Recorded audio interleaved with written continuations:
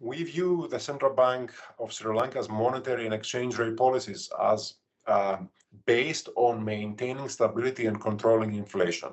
இலங்கை மத்திய வங்கி தற்போது நாட்டின் பொருளாதாரத்தை ஸ்திரமாக வைத்திருப்பதற்கும் பணவீக்கத்தை கட்டுப்படுத்துவதற்கும் தேவையான சரியான கொள்கை திட்டங்களை நடைமுறைப்படுத்தி வருவதாக நாம் காண்கின்றோம். உங்கள் அனைவருக்கும் தெரியும், 2022 நெருக்கடி காலத்தில் நாட்டின் பணவீக்கம் 60 முதல் 70% வரையான மிக உயர்ந்த மட்டத்தில் காணப்பட்டது.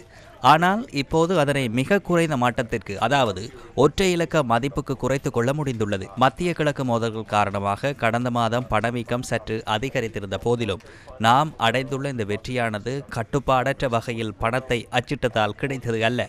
மத்திய வங்கி மிகவும் திட்டமிட்ட முறையில் செயற்பட்டதால் கிடைத்த பெறுபேறாகும்.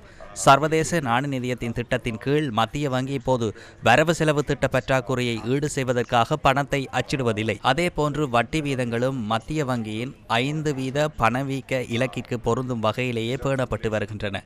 ரூபாவின் மதிப்பு சந்தை தேவை மற்றும் விநியோகத்திற்கேற்ப தீர்மானிக்கப்படுவதற்கு இடமளிக்கப்பட்டிருப்பதால் பொருளாதாரத்தில் ஏற்படும் பல்வேறு தாக்கங்களை தாங்குவதற்கு அது பெரும் உதவியாக அமைந்துள்ளது. அத்துடன் நாட்டின் வெளிநாட்டு கையிருப்பு நிலையும் தொடர்ந்தும் அதிகரித்து வருகின்றது. எதிர்காலத்திலும் பணவீக்கத்தை 5% மட்டத்தில் பேண முடியும் என நாம் எதிர்பார்க்கின்றோம். எனவே பணம் அச்சிடுவதால் பொருளாதாரம் சீர்குலைவதாக கூறப்படும் கதைகளில் எந்த ஒரு உண்மையும் இல்லை. இறுதியாக கூற வேண்டியது என்னவென்றால், பொருளாதாரத்தில் ஏற்படும் வெளிவாரியான தாக்கங்களில் இருந்து பாதுகாப்பை பெறுவதாயின் ரூபாவின் மதிப்பை நெகிழ்வு தன்மையுடன் பேணுவதும் சரியான நாணய கொள்கையொன்றை பின்பற்றுவதும் மிகவும் முக்கியமானதாகும்.